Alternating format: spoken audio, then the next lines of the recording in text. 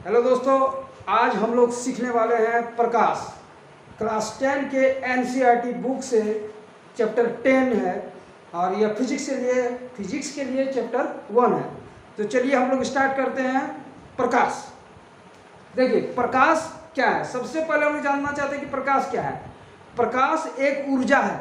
Light is a form of energy, या हम कह सकते हैं कि प्रकाश वह माध्यम है जिसकी सहायता से हम किसी वस्तु को देख सकते हैं।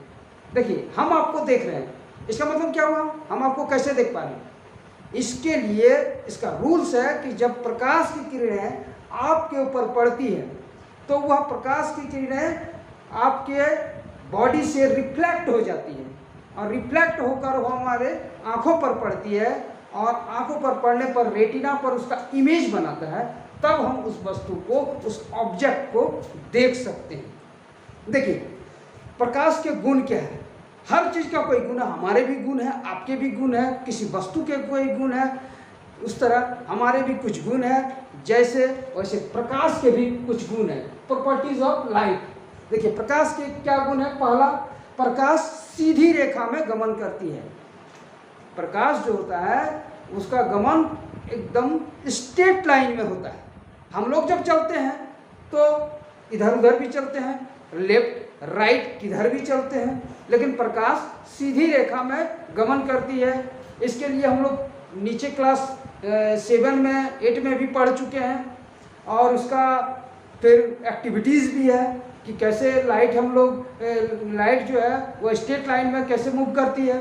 इसके लिए हम कोई ऑब्जेक्ट रख सकते हैं, एक ऑब्जेक्ट को ले लेंगे, ऑब्जेक्ट को रख देंगे और एक किसी पाइप से भी उसको देखेंगे तो वो हमें दिखाई देगा। लेकिन जैसे ही ऑब्जेक्ट को हटा देते हैं और पाइप सीधा रखते हैं तो हमें वो नहीं दिखाई देता है। इसका मतलब लाइट जो है वो स्ट्रेट लाइन में मूव करती है। दूसरा प्रॉपर्टी देखिए, प्रकाश एक विद्युत चुंबकीय तरंग है।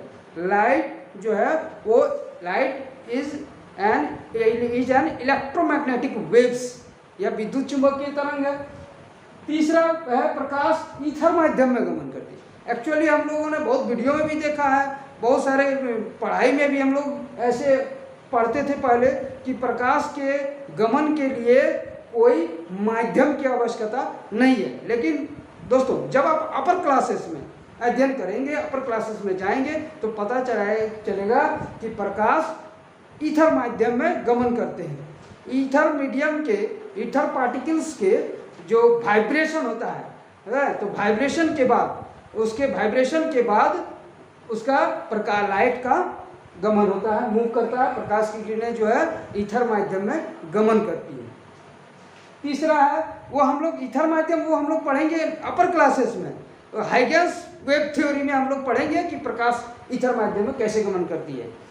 और 4th नंबर में प्रकाश एक अपारदर्शक वस्तुओं की छाया बनाती है। अपारदर्शक वस्तु आप लोग समझ सकते हैं। अपारदर्शक वस्तु मीन्स हम लोग उस वस्तु के ऑपोजिट साइड को देख नहीं सकते हैं क्योंकि रे ऑफ लाइट वहाँ से रिफ्लेक्ट होकर हमारे आई तक नहीं पहुँच सकता है। इसलिए प्रकाश जो है वह अपारदर्शक वस्तु की उसका शेडो, ऑपोजिट साइड में शेडो बनाती है।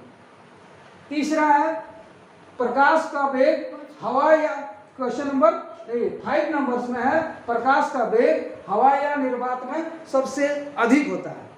हवा, एयर और वैक्यूम, एयर और वैक्यूम में वेलोसिटी, प्रकाश का वेग कितना होता है सबसे अधिक। और यह कितना होता है, यह होता है 3, वेलोसिटी ऑफ लाइट कितना होता है 3 × 10⁸ मीटर पर सेकेंड, या इसको हम लोग कह सकते हैं 3 लाख किलोमीटर पर सेकेंड, 3 लाख किलोमीटर पर सेकेंड।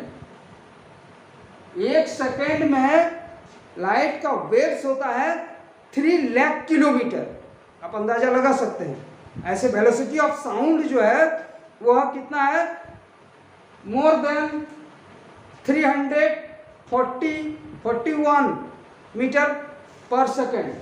वेलोसिटी ऑफ साउंड है 300, वेलोसिटी ऑफ साउंड जो है वह है 341 मीटर पर सेकेंड। इसलिए हम लोग कभी कभी फील भी करते हैं कि देखेंगे कि जब बारिश के मौसम में एकाएक जब बिजली कड़कती है तो हम लोग देखेंगे कि उसका लाइट पहले ही अर्थ में पहुंच जाता है, लेकिन आप देखेंगे उसका साउंड उसके बाद में पहुंचता है।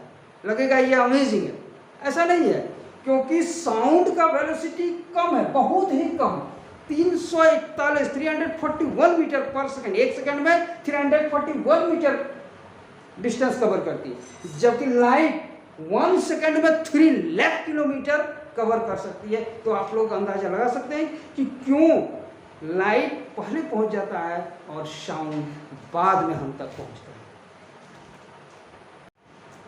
और अब हम लोग आगे पढ़ेंगे प्रकाश का परावर्तन, रिफ्लेक्शन ऑफ लाइट। प्रकाश कैसे परावर्तित हो जाती है? जब प्रकाश किरणें किसी सतह पर, रिफ्लेक्टेड सरफेस पर इंसिडेंट होती है, आपतित होती है, तो वह उसी मीडियम में उस सतह से, सरफेस से टकरा कर लौट जाती है। This phenomenon is called reflection of light.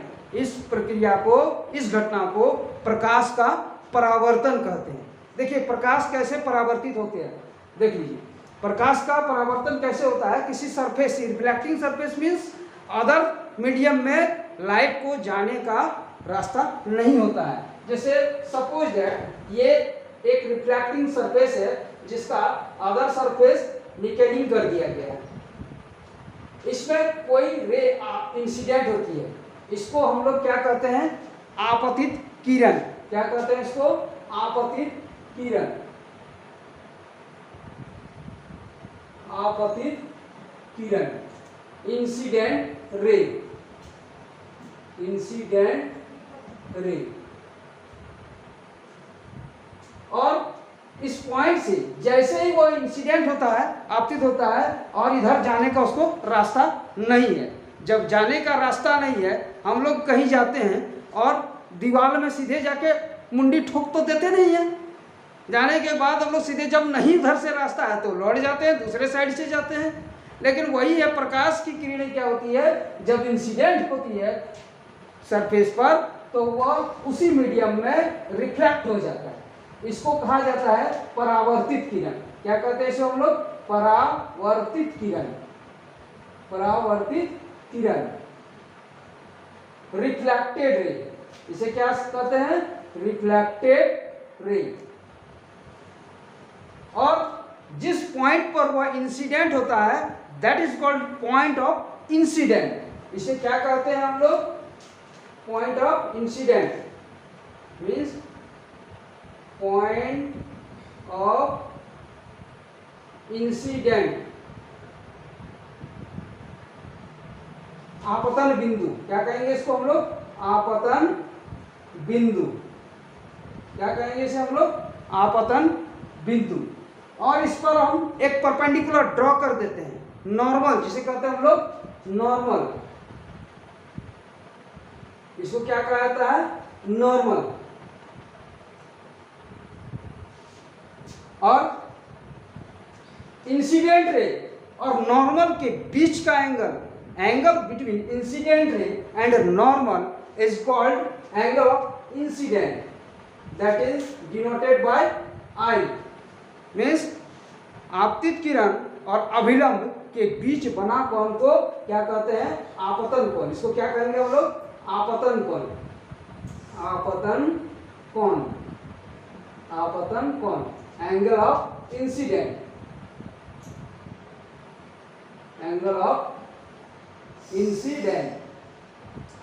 और ये परावर्तित किरण, reflected ray and normal, angle between reflected ray and normal is called angle of reflection. परावर्तित किरण और अभिलंब के बीच बना कोण को परावर्तन कोण, and that is denoted by R. इसको क्या कहेंगे हम लोग? परावर्तन कोण। परावर्तन कोण, एंगल ऑफ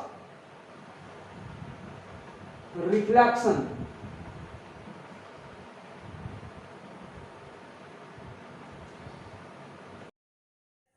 और अब हम लोग पढ़ेंगे लॉ ऑफ रिफ्लेक्शन, परावर्तन के नियम। तो देखिए परावर्तन के दो नियम हैं। क्या है?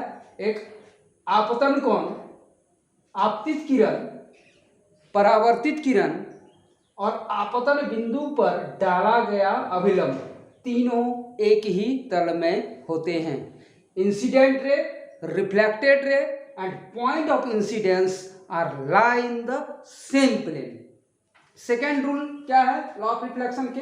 दूसरा है आपतन कोण परावर्तन कोण के बराबर होता है। Means angle of incidence and angle of reflection is equal. That means angle I equal to angle R। आपतन कोण परावर्तन कोण के बराबर होता है। जी हाँ, आपका एंग्री इंसान उर्फ एंग्री डेड राइडर्स उर्फ एंग्री लाइट। अभी हम लोगों ने पढ़ा रिफ्लेक्शन ऑफ लाइट। फिर आगे के हम लोग जो पाठ में पढ़ेंगे उसमें पढ़ेंगे reflection through spherical surface, means गोलीय सतह से परावर्तन कैसे होता है ये पढ़ेंगे। और अगर आपको ये वीडियो कैसी लगी है, अगर आपको ये वीडियो अच्छी लगी है तो वीडियो को लाइक कर दीजिएगा, और अगर आप लोगों को इस तरह के वीडियो और भी चाहिए तो चैनल को सब्सक्राइब कर दीजिए, और अगर आप लोगों ने बेल आइकन को दबा दिया तो फिर आपको नोटिफिकेशन मिलता रहेगा।